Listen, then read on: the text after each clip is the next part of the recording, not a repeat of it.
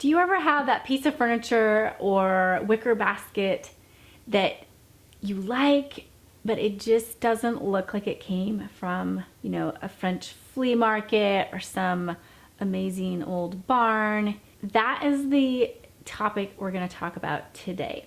So hello my dears, this is Sarah from sheholdsdearly.com, and today I want to teach you how to add pieces on to what you already have to then amp up that vintage vibe that we all love so much.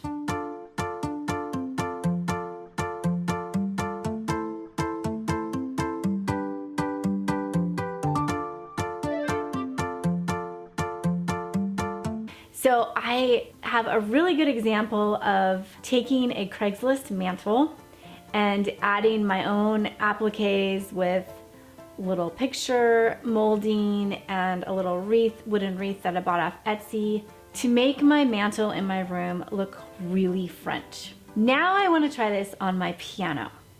So years ago, I used milk paint, and this is my grandfather's piano, so I want to keep it, I want to keep working with it. And it was this yellow color with a green glaze over it. Nice. Yeah, somebody painted that piano at some point. It wasn't me. But then I decided I want it to be this marzipan. I did a custom mix with Miss Mustard Seed milk paint, but it was marzipan and like a touch of trophy, like a little gray undertone in it. And I painted this piano, and it's just like painting any piece of furniture. You gotta tape off the keys and stuff and just go a section at a time. It was kind of a beast, but it looked better and I really liked it. We didn't even have a YouTube channel back then, but I'll link the old blog post for you. I still really like the color, actually. I thought about painting it blue because I'm doing a lot of blues in the living room right now, if you're following along with that journey. But I do like the color. It's like just soft enough, but does make a little bit of a statement. And I love to style my piano up with each of the seasons, and so it does leave me a nice backdrop to leave it this color, so I'm gonna stick with it. But it feels a little plain, and I'm really trying to move toward this old English cottage feel in my house, so like a rustic elegance coming together. I just keep aiming for that. And so the piano is a little bit simple. It's really simple lines here, so almost mid-century modern. Like you could use this in the mid-century modern design. So my thought is to just dress up the piano like I did the mantle. And I bought these off Etsy. Etsy is just amazing for finding wooden appliques and things. I mean, I found like birds, there's wreaths, there's like baskets of flowers and frames. Really, really awesome stuff. So the one I ordered, you can tell me what you think, but I feel like it looks a little bit too big.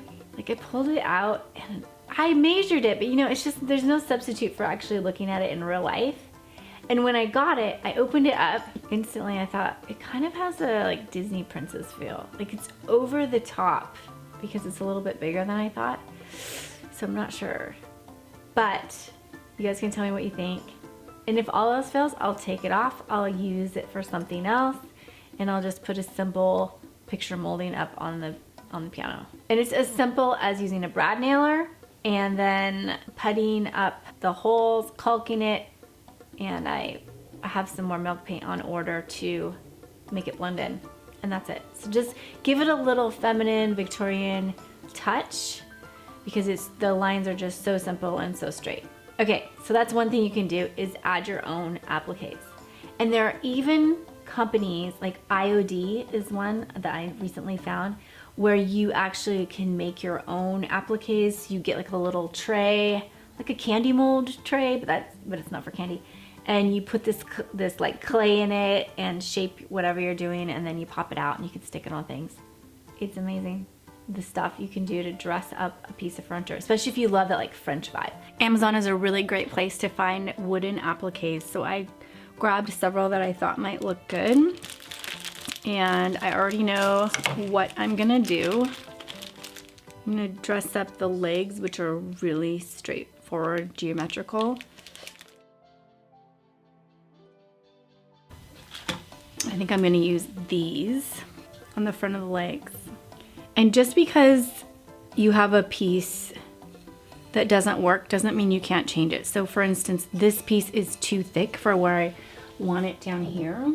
And so I think what I'll do is just cut off this top section. I'm gonna cut off this big chunky piece up here and then have this left, and that'll fit nicely on the piano. And then I got some pretty little filigree pieces that would look nice inside of the corners on the face of the piano. All right, I've decided on what I'm gonna do.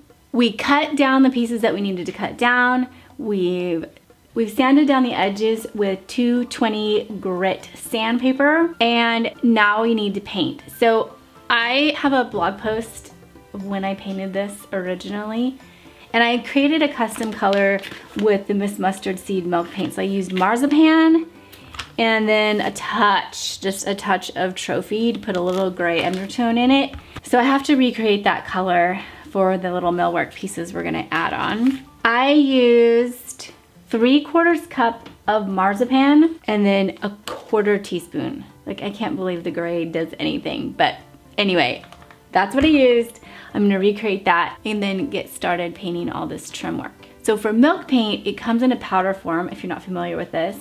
You mix it in, I just use a mason jar, and then you add equal parts water to it and you stir it real well.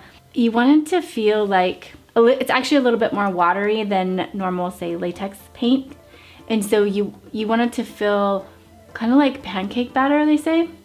So I stir it real well for a couple minutes, and then I let it sit for 10 minutes to get kind of the water to absorb, and also for the bubbles to dissipate. You don't want to paint with bubbly milk paint. All right, we've mixed up the custom color and painted the trim work that we're gonna use. I also did some touch up on the piano while I was at it. Then it dried, we sanded it down, we put a clear coat wax on it, and now it's ready to go. Okay, now I'm just gonna take my Porter Cable brad nailer, and I'm attached to an air compressor.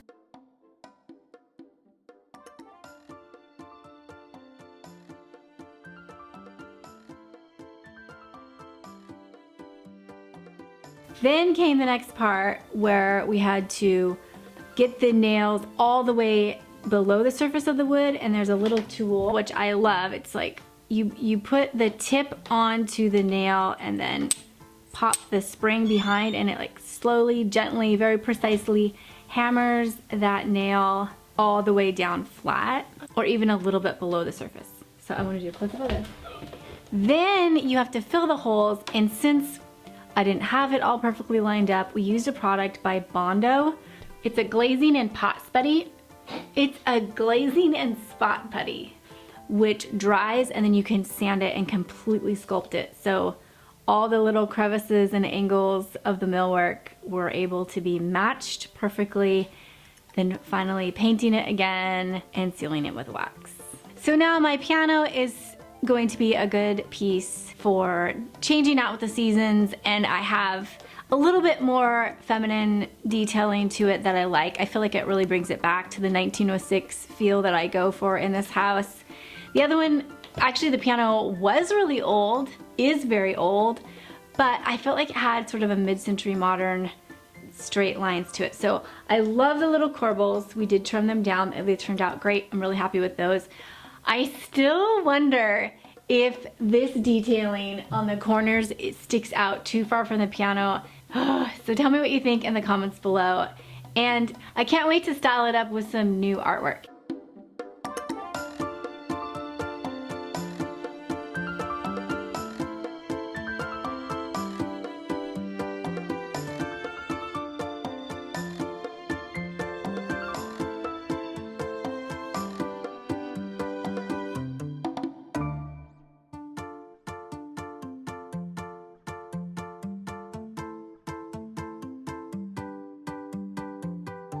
All right, thank you so much for stopping by, and if you're new here, please consider hitting that subscribe button so that I can send you more videos on how to make interior design easy.